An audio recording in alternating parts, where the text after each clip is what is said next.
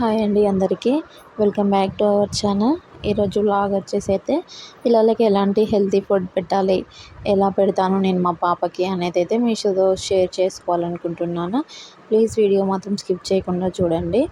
మన వీడియోస్ కనుక first time చూస్తున్నట్లయితే ప్లీజ్ సబ్స్క్రైబ్ చేసుకోండి. పక్కనే ఉన్న బెల్ ఐకాన్ కూడా క్లిక్ చేయండి. ప్లీజ్ ఫ్రెండ్స్ మా ఛానల్ అయితే సబ్స్క్రైబ్ చేసి సపోర్ట్ చేయండి.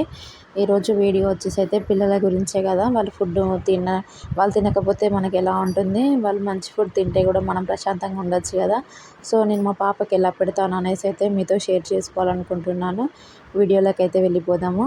చూడండి, ఇక్కడనైతే కుక్కర్లో 2 స్పూన్ల రైస్, 2 స్పూన్ల కందిపప్పు, కొంచెం కట్ చేసి పెట్టుకున్న క్యారెట్ ముక్కలు అయితే వేసుకొని ఇందులో కొన్ని వాటర్ అయితే యాడ్ చేసి 2-3 టైమ్స్ వాష్ చేసుకోవాలి.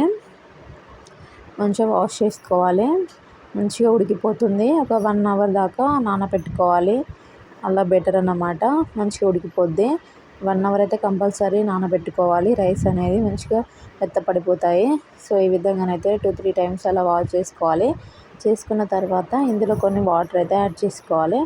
చూడండి, ఈ విధంగా మన రైస్ మునిగేలా కొన్ని వాటర్ అయితే యాడ్ చేసుకొని పెట్టుకోవాలి. ఇంకా రైస్ కుక్కర్లోనైతే పెట్టుకున్నాను అన్నమాట. చూడండి, ఇక్కడ కుక్కర్లో వేసుకున్నా కదా, నేనైతే రైస్ అయితే ప్రిపేర్ అయిపోయింది. చూడండి, ఇక్కడ ఈ విధంగానైతే రైస్ అనేది రెడీ చేసుకోవాలి.